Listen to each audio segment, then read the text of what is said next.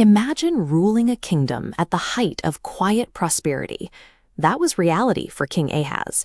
His people were secure and Jerusalem at peace. But security shattered when a massive coalition formed up north. Aram and Israel joined forces, assembling an invading army.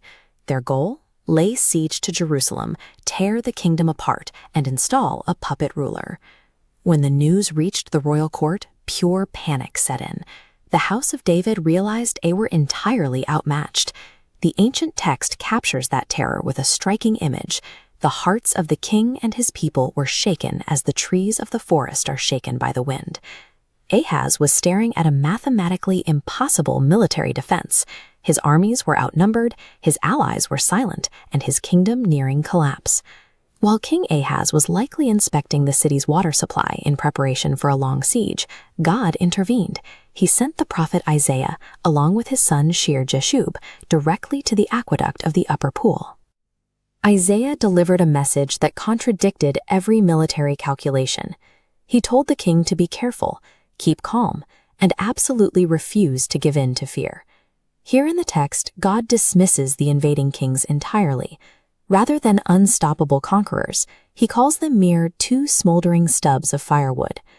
And the prophecy provides a strict timeline. Within 65 years, the invading nation of Ephraim will be completely shattered. The terms of survival were simple but severe. God promised Jerusalem would hold, provided Ahaz stood firm in his faith instead of relying on frantic political maneuvering. To prove this impossible promise was real, God offered Ahaz a blank check. He invited the king to ask for any miraculous sign, whether from the deepest depths or the highest heights. Yet Ahaz refused. Masking his lack of trust behind polite religious language, the king declared he would not put the Lord to the test, and he tossed away the divine lifeline completely. Isaiah saw through the false piety. He rebuked the king, asking if exhausting human patience wasn't enough. Now he was trying the patience of God. Because Ahaz refused to ask, God provided a sign anyway. This passage shows the precise promise. A virgin will conceive and give birth to a son, and he will be called Immanuel, meaning God with us. This child came with a ticking clock.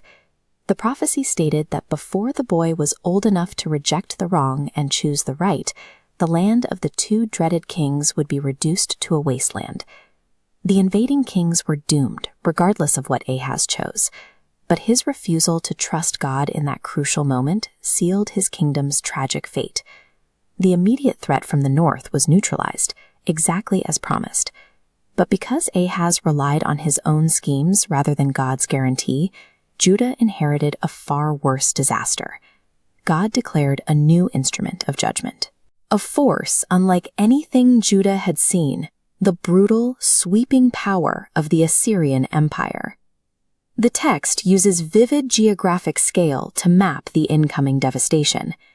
This satellite view of the Nile Delta illustrates the vast region God metaphorically whistled to, calling up enemy forces like swarms of flies.